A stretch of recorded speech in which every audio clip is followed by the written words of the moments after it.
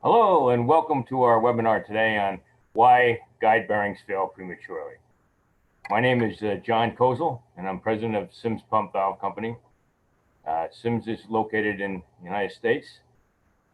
SIMS manufactures structural graphite composite carbon fiber pumps, impellers, casing rings, guide bearings, sleeves, and other pump upgrades for any centrifugal pump. The products are manufactured from our patented composite, which we call SIMSITE, which never corrodes in seawater, wastewater, sewage, river water, and is excellent with many chemicals. Thank you. Okay, so how long would a guide bearing, or sometimes called sleeve bearing or journal bearings, how long would they last if the bearing never touched the shaft? Well, the answer is indefinitely. How do these bearings work? Well, sleeve or guide bearings rely on a full film or fluid lubrication and are therefore capable of running indefinitely. Guide bearings are designed to operate in a hydrodynamic or full film operation. Fluid lubrication reduces the friction by reducing the contact between the bearing and the shaft. There are different types of lubrication: hydrodynamic, which is called full film, mixed film, or boundary film. Regardless of how well the surface is machined, imperfections still exist, and these imperfections are called surface roughness. The goal is to maintain full separation of the surfaces between the lubricant. So the fluid has to come between the shaft and the guide bearing or sleeve bearing. Now, boundary film lubrication is where contact occurs between the shaft and the bearing. This is where the largest part, or greatest part of wear is generated. The vast majority of the load is being carried by these peaks and valleys, and very little is carried by the lubricant. This typically takes place upon startup. There's also mixed film lubrication. That's where a portion is carried by the fluid and portion is contacting the shaft. And under normal operating speed, or once the normal operating speed is reached, the full film or hydrodynamic lubrication is achieved. Again, this is in theory. In actual practice, the shaft is deflecting, especially if it has a heavy impeller at the end of the shaft, which is causing a pendulum effect. And in any case, journal bearings also we have to take into consideration viscosities of the fluid, film thickness, coefficients of friction, the flow rate of the fluid, any type of restrictions. Sometimes people have a great lubrication of the bearings and then it's restricted at the end. That's a problem. Particulates, and you have to consider shaft load, shaft speed, and shaft deflection. Causes of premature bearing failure. In most cases, bearings are being blamed for other problems, okay? The guide bearings are almost never the cause of the problem. Rather, guide bearings failures are a result of other problems such as shaft deflection or radial loading that the pump is experiencing. In most cases, the wear on these bearings is a result of mechanical imbalance of the impeller or hydraulic imbalance. Now, some forms of the premature bearing failure, I listed them here: shaft deflection, excessive shaft movement caused by cavitation, huge; high radial loading because of hydraulic imbalance; high radial loading because of mechanical imbalance; lack of proper bearing lubrication; contaminants in the lubrication; improper bearing material, which is important; and improper shaft alignment or machining of the bearing bores, housings, flanges, column pipes, and bowl assemblies. Now, how does imbalance cause this problem? Well, whether the pump is horizontal or vertical, the weight causes this imbalance, especially the weight of the impeller. And it sets up a condition like a pendulum effect on a clock where it's swinging back and forth or up and down. And this is causing premature wear on the bearings. I have a little video here, which I used in our last webinar. It shows a metallic impeller operating, and you can see that the bearing or bushing is wobbling. Okay, Here I have two slides. One is a bronze impeller. The weight is 120 pounds. And the other one is the same impeller, but in SIMSITE Structural Composite. Let me go back here. And that weighs only 20 pounds. It's a huge difference. And you can see excessive bending causes premature wear on the mechanical seals and the bearings, as well as the rings or sleeves or other things that are on the rotating arm. I put this slide in here. This is really important because this is a performance curve, and it shows that this particular pump is designed to operate at 5,400 gallons per minute. If this pump is operating back on the curve or out on the curve, all these pink areas are high radial loading areas. And in that radial loading, you see cavitation, you see shaft deflection, vibration. Many times customers come to me and they say, you know, I have a bearing problem or I have a mechanical seal problem. No, you have a hydraulics problem. Once we change the hydraulics, we engineer the impeller for the operating point.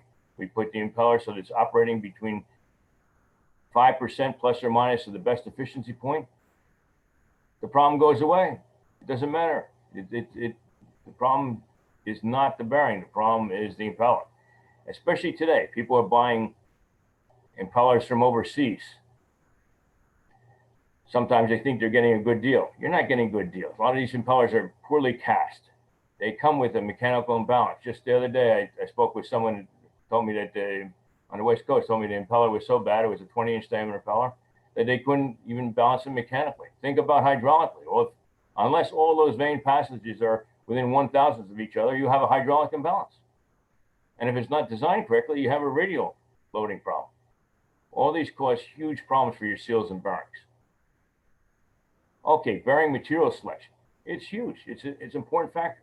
You have to understand load capacity. The maximum load that can be supported by the bearing. Depends on what the bearing's made of, bearing length. A long bearing can have stress on the ends of it. Coefficient of friction. You want a low coefficient of friction on your bearing. And you want high PV value. PV value is pressure, which is loading times surface velocity. The higher the PV value, the higher the loading on the bearing material that the bearing can withstand, and the longer the life of the bearing. And I showed some failed bearings here. Teflon, bronze, carbon fiber, you see cracks and breaks. Now I threw this slide in here to show the physical properties of just some of the many bearings and materials that are on the market. The first two are SIMSITE, which is structural composite. By structural, I mean the fibers are not chopped, cut, or macerated. I'll go into that on a later slide. But take a look at the differences here. Look at the PV of SIMSITE, 30,000 PSI, versus some of the thermoplastics, 12,000, 3,500, UHMW, 2,500, Teflon, 10,000. And also coefficient of thermal expansion. This is really important because if you hear, like for example, UHMW is basically 17 times what SIMSITE is, okay? And the Thordon is, let's say, 7.5 times. One of the problems is with this is if these bearings are operating and they install them, and then the liquid turns cooler or goes into cold water, especially with vessels when they travel, maybe go into cooler water, the clearances aren't set properly and the bearings fall out. There's been a lot of problems and issues with that. Coefficient of friction.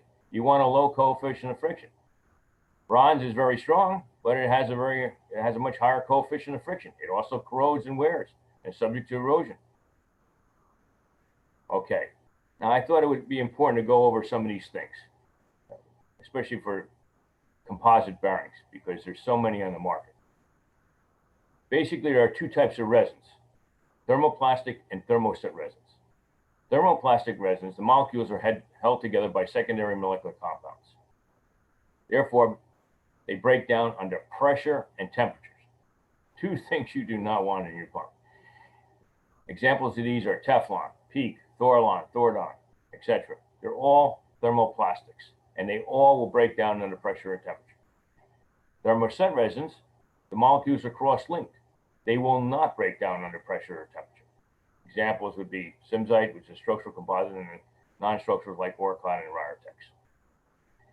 Now, let's take a look at structural versus non-structural, because that's critical as well. Why? Because structural bearings can take a much higher loading. Over here, I show a slide of non-structural composites. The fibers are chopped, cut, macerated. You can see the little fibers in here and the openings in this exploded view. Versus a structural composite like SIMSITE. The fibers are interwoven in an X, Y, Z axis. You can see it's uniform. You cut the bearing in half, has the same strength on the inside as it does on the outside. That's not the case with your thermoplastic or extruded or rubber bearings. Misalignment. Alignment is another important factor in bearing longevity. If you have a misaligned unit, you're going to have problems. Over here on the right, I'm showing different types of wear patterns that you'll see on your bearings with this misalignment. For example, if it's bent, it looks like this, or if it's to one side, you can see the wear patterns. You have very specific wear patterns. When the edge pressure exceeds the PV limit, that's the pressure times velocity limit of the guide bearing material, extreme wear occurs. And it opens up your bearing clearances, allowing excessive shaft movement and premature pump failure. All right, what's the solution? The solution is to use SIMSITE structural composite carbon fiber bearings, which are 100% machined from solid blocks of our patented SIMSITE material. They hold the shaft much more securely, and they do not have an angle or rake like molded or extruded bearings.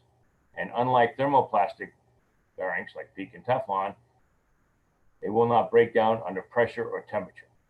Also, SIMSITE has a very high pressure times velocity limit, which means they have superior mechanical properties. They also have a low coefficient of friction and will not corrode, which is very important. I threw this slide in here showing the fibers, the carbon fiber, graphite fibers interwoven in a tri-dimensional weave. SIMSITE bearings also have a very low coefficient of friction. You see SIMSITE 0.13 versus phenolic 0.16 and bronze 0.23. This is important because it allows the less friction, the longer the bearing life. Now, the real solution is to add a SIMSITE impeller with the SIMSITE bearings. It changes the rotor dynamics for the tire shaft. SIMSITE impellers are 85% less weight than metallic impellers. Plus, they have perfect balance, both mechanically and hydraulically. And that reduces the pendulum effect that I talked about earlier. The weight reduction combined with the mechanical, hydraulic, and radial balance eliminates shaft deflection and vibration. Also, SIMSITE impellers are designed to operate at the best efficiency point. Again, this is extremely important because most pumps are not operating at the best efficiency point. And if they're not within plus or minus 5% of the best efficiency point, you have high radial loading, which means shaft deflection and premature bearing failure. SIMSITE composite impellers eliminate all these problems, and they make the bearings look like heroes. SIMSITE bearings, the material itself, holds the shaft much more securely than conventional bearings or rubber bearings or thermoplastic bearings. This increases the life of the bearing as well as the entire rotating element because radial movement and shaft deflection are substantially reduced. The secret is when you combine the SIMSITE impellers and casing rings with the SIMSITE guide bearings, you are decreasing the loads on the shaft, and therefore you're increasing the stability of the shaft. The high rigidity of SIMSITE bearings leads to the slower shaft deflection, and the combination of SIMSITE impellers with the SIMSITE guide bearings lowers the PV value of the bearings because the weight of the impeller is reduced by 85%. The PV chart, I just showed a PV chart on the right. Look at nylon versus SIMSITE. It's a huge difference. Weight, design, clearances, material properties, corrosion, cavitation, erosion, electrolysis, and performance deterioration all substantially contribute to imbalance issues, not only from a mechanical imbalance point of view, but also from a hydraulic imbalance point of view. This increases shaft deflection clearances and causes bearings to fail prematurely. It is crucial to select the correct bearings to eliminate this mechanical and hydraulic balance problems, which substantially shorten the life of the tire rotating over. Shaft deflection is the major cause of mechanical seal, bearing, bushing, sleeve, casing ring, and motor failures. Thank you very much. Now, if you have any questions, there's a Q&A button at the bottom of your screen. I'm happy to answer any questions you may have. All right, John, you can open up the Q&A panel on your end by pressing that same button. Okay. Okay, the first question is from Carlos. He's asking about the behavior of Besconite bearings. Okay, it's a good question. There's many different bearings on the market. Besconite is, again, a thermoplastic bearing, and it's also, therefore, it's subject to lower loading, lower P pressure times velocity limits, and it will break down under pressure and temperature. So there's nothing wrong with the bearing. It's just that it's not as good as some other choices. We have one more question from the chat room, which is a separate area, but the question is, do you supply the impellers and bearings and other spares of all makes of pumps? Yes, we do. We can manufacture impellers, rings, and any component for any centrifugal pump. We have approximately 40,000 makes and models of impellers on file. And if we don't, we can manufacture it based on sizes. We do our own hydraulics, so all we're using the older rotated impeller for is just for sizing. Now, Mike's asking, can I send out the PowerPoint presentation? Yeah, absolutely. PowerPoint presentations will be sent out to everybody, and we'll also send a video. We have a question from Tim Albert. Can your bearings be designed to replace Babbitt? Great question. Absolutely, they can. Yes, we've replaced Babbitt bearings in many applications, especially in power generation. I can think of one critical application on the fans. They were using Babbitt bearings, and because of the location of the fans, there was a lot of humidity getting into the oil, and Babbitt can't take any kind of dry running. So the minute the water got in there, it lost the viscosity. It wiped these were 800-pound fans, and they were turning 1,200 RPM. It wiped the Babbitt right away. We put SIMSITE in there. It doesn't matter whether it's water or oil. Of course, oil is a better lubrication, but it ran perfectly with both. It doesn't matter if it were emulsified or mixed with the water. So the answer is yes, absolutely. We have another question from the chat room, John. Sure. The question is, what is SIMSITE material made of, and why is it better than steel? Okay, it's made of structural graphite carbon fibers, which are interwoven in a tri-dimensional weave, an X, Y, and Z axis, which makes it very, very strong. Non-metallic composites get their strength from the fibers. So think of your human body.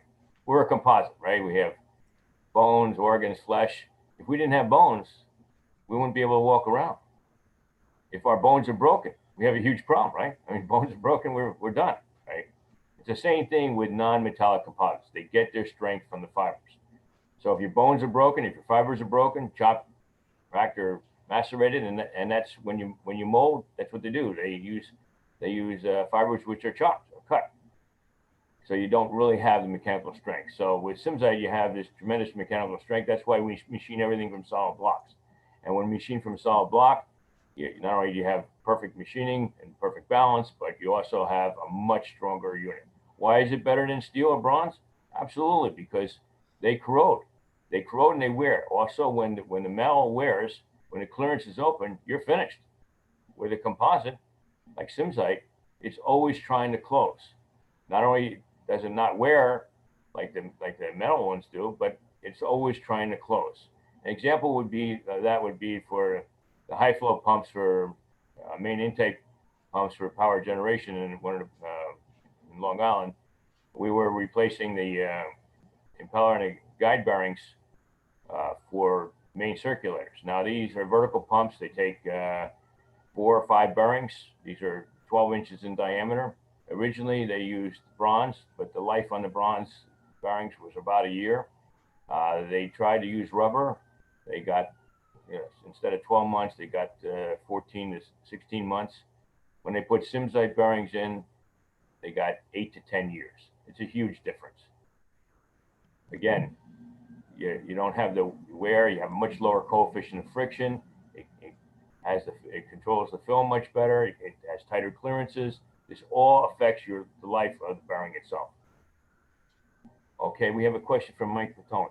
We have found great success with PEEK used on screw conveyors and agitators, steady bearings, versus Teflon thelite.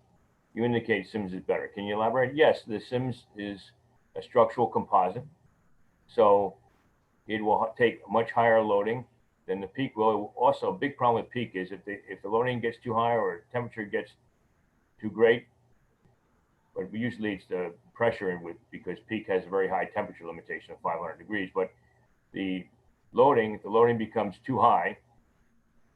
PEEK, which is a fluoropolymer, it cold flows. In other words, it moves, and that's not what you want in your bearings. Okay, so it has great lubricating qualities, but it does break down under pressure and temperature eventually. So you want a structural in there because the structural will do 2 things. Like PEEK won't hold the shaft as nearly as tightly as the SIMSITE will. SIMSITE holds the shaft much, much better. Again, the secret, guys, is everything. You change not just the bearing, you change and upgrade the impeller to SIMSITE because you have that perfect impeller on the end, which doesn't have the pendulum effect up and down or vertically. Depends on your pump if it's horizontal or vertical. And that helps tremendously with the bearings. But one-on-one, the SIMSITE bearings are superior. Weir pumps in Scotland tested like 1,000 different types of bearings. SIMSITE came up number 1. It's just a better material. It's a structural. All the others are non-structural. It's just not as good. Not that they're bad. SIMSITE just better. Any other questions? We have one in the chat room. How long can SIMSITE material last in salt water? Indefinitely. It never ever corrodes in salt water. Seawater doesn't. It never corrodes in seawater. Never corrodes in wastewater, sewage, river water. Lasts indefinitely in seawater. It will never corrode. Oh, here's another question from Carlos. Do you have any specific publication catalog on bearings? Yes, I do, and I'm happy to send it to you if you send me your email address. You can send it on the publication on the bearings itself. Mike Patone again. Do you have a chemical compatibility chart for SIMS? Yes, we do. It's extensive, and I'm more than happy to send it to you. And we have one last question. Sure. Is there an analog for SIMSITE material on the market today? An analog. You mean, is there anything that's equivalent? I don't know of anything that's equivalent to SIMSITE on the market. There are things that come close, but nothing's equivalent to it.